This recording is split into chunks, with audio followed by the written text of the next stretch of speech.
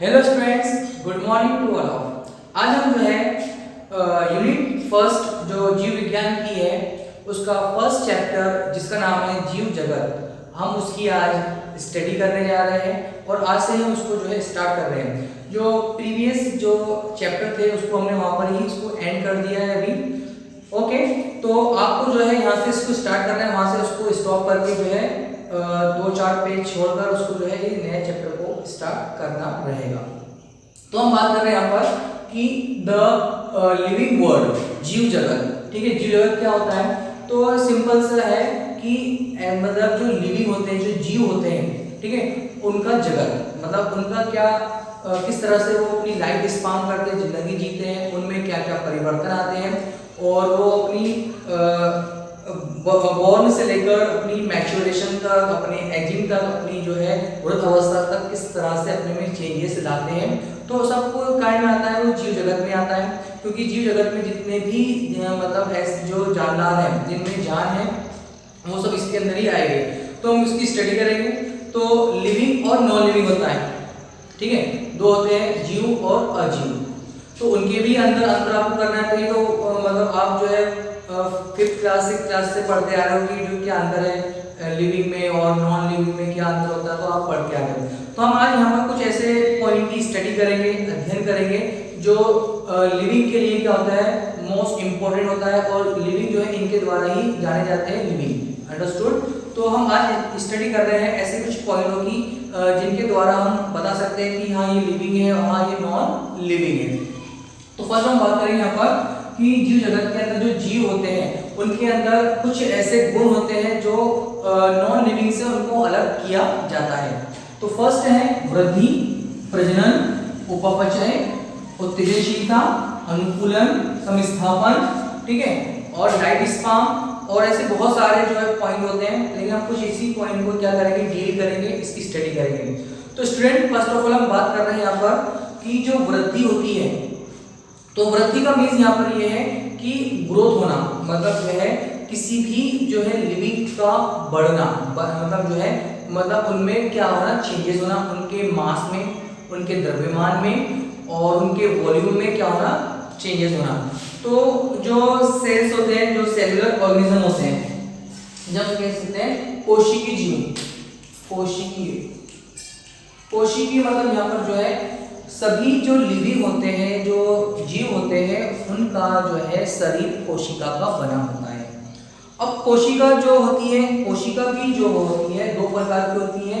एक होता है, एक कोशिकीय जीव होता है, एक कोशिकीय और एक होता है बहुकोशिकीय।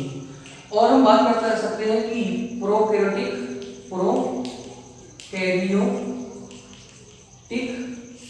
कोशिका और यूकैरियोटिक कोशिका।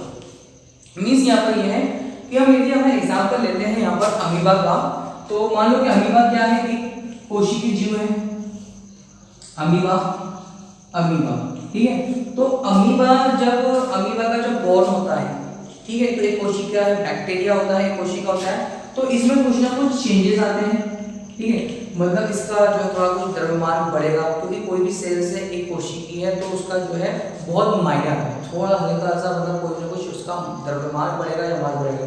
तो यहाँ पर क्या करेगा, अपने आप को ग्रोथ करवाएगा। जब इसकी ग्रोथ कंप्लीट होगी तो क्या करेगा, अपने जैसे जो है दो अमीबा को क्या करेगा, बनाएगा। स्टूडेंट्स, इसका मीन्स यहाँ पर ये है कि इसका जो मतलब जो वृद्धि है, उसने वृद्धि करा अपने आप के अंदर, ग्रोथ करवाया अपने आप को।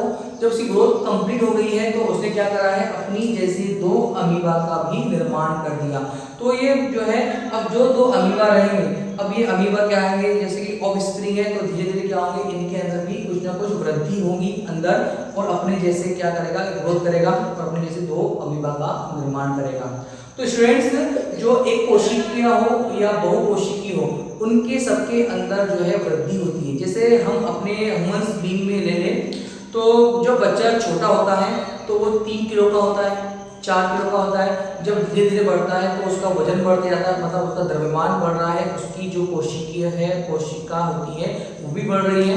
तो उसमें क्या हो रहा है, वृद्धि हो रही है, ठीक है। तो उसके अंदर कुछ चेंजेस आ रहे हैं, ठीक है। आज आप जो 50-60 किलो के हो, जब आपका बॉर्न हुआ होगा आप 3-4 किलो के 3-4 किलो से लेकर आप जो है 50 किलो तक जा रहे हो, मतलब क्या है यहाँ पर वृद्धि हो रही है, ग्रोथ हो रही है।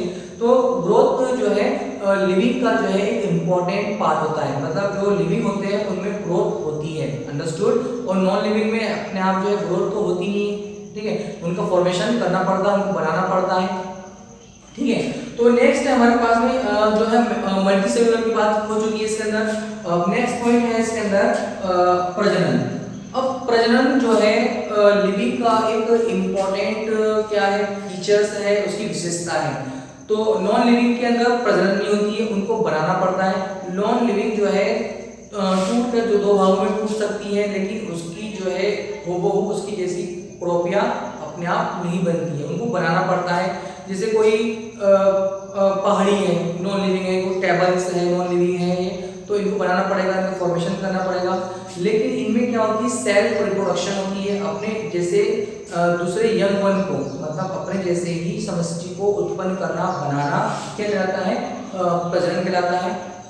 तो प्रजनन जो है लिविंग का भी एक महत्वपूर्ण गुण होता है, जिसके द्वारा वो पहचाने जाते हैं। हाँ, प्लांट के अंदर भी प्रजनन होता है और जंतुओं के अंदर भी प्रजनन होता है। तो प्लांट का जो प्रजनन होता है वो होता है उसका मतलब उसके जो फल होते हैं, वो फल से क्या है, उसका यंग वन है, जो उसके जो सीड होते हैं उसका क्या है, वो न्यू वन है, मतलब जो उनका क्या है, मतलब उनके बॉर्न करने वाला पार्ट होता है, ठीक है। तो नेक्स्ट है उपापचय। अब उपापचय समझने के लिए आपको जो है आपको अपनी बॉडी के अंदर भी समझना पड़ेगा। अब कुछ चीजें आप खाना खाते हो, अब वो खाना जो रहता है, खाना क्या होता है, आप उसको खाना टूट जाता है। खाना टूटता किस प्रकार है, वो टूटता है प्रोटीन के अंदर, अमीनो अम्ल के अंदर, कार्बोहाइड्रेट के अंदर, क्या होता है, वो टूटता है। तो इसका मतलब यहाँ पर है कि यहाँ पर जो है टूटने की बात हो रही है, तो उसको जो है दो भागों में डिवाइड किया गया, उपापचय। इसको बोला जाता है इंग्लिश में मेटाबॉलिक,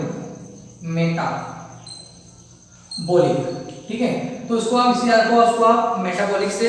अब मेटाबॉलिक के अंदर दो भाग होते हैं, एक होता है एनाबॉलिक, ठीक है। क्या होता है, दो भाग होते हैं इसके, एक होता है एनाबॉलिक, ठीक है। तो एक भाग होता है एनाबॉलिक, मतलब एनाबॉलिक, एक होता है कैटाबॉलिक, तो स्टूडेंट्स जो एनाबॉलिक होता है उसको बोलते हैं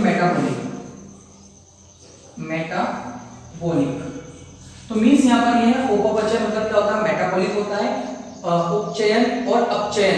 उपचय मीन्स होता है एना, है ना, यहाँ पर जो है अपचय मतलब होता है एना, अपचयन, ठीक है। और उपचयन मीन्स यहाँ पर ये है कि जो पौधे होते हैं प्रकाश संश्लेषण द्वारा अपने भोजन का निर्माण करते हैं।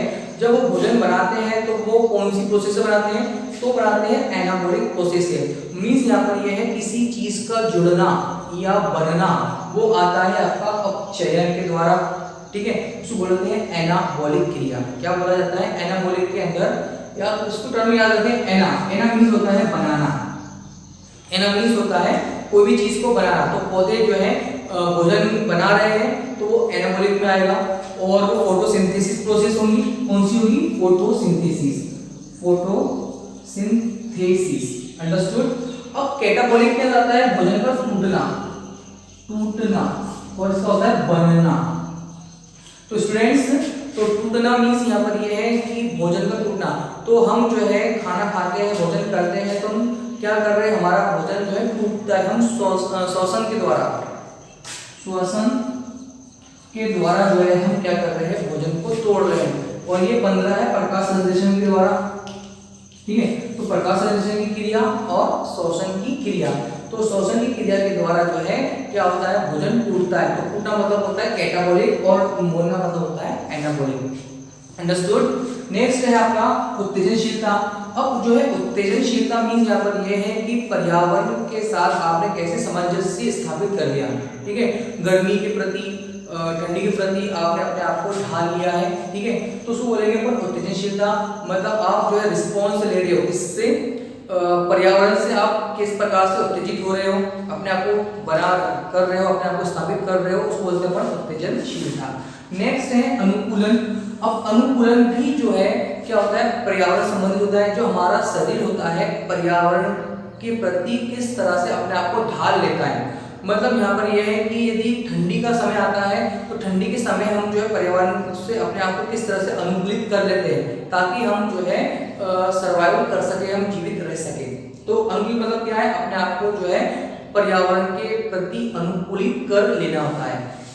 समस्थापन, समस्थापन में भी यही बात आती है कि आप किस तरह से अपने आप को पर्यावरण के प्रति अपने आप के पीएच, अपने जो बॉडी का जो पीएच होता है या तापमान होता है, तो आप उस तापमान को किस तरह से स्थापित करते हो, उसको बोलते हैं समस्थापन।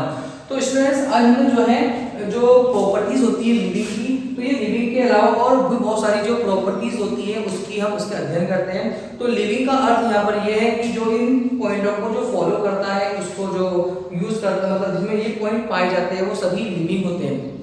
और नॉन लिविंग जो होते हैं जिनके अंदर ये पॉइंट नहीं पाए जाते हैं तो वो कहलाते हैं नॉन लिविंग। तो आपको जो है हमने फर्स्ट चैप्टर स्टार्ट किया है तो ये मतलब आप पहले से पढ़ते हुए आ रहे हो, ये पॉइंट वही है और आपको इसकी स्टडी करना है। ठीक है, आगे वाले जो क्वेश्चन आएंगे हम आपको उसको पीडीएफ के माध्यम से सेंड करेंगे और आपको उसको एक्सप्लेन करेंगे। Okay, thank you.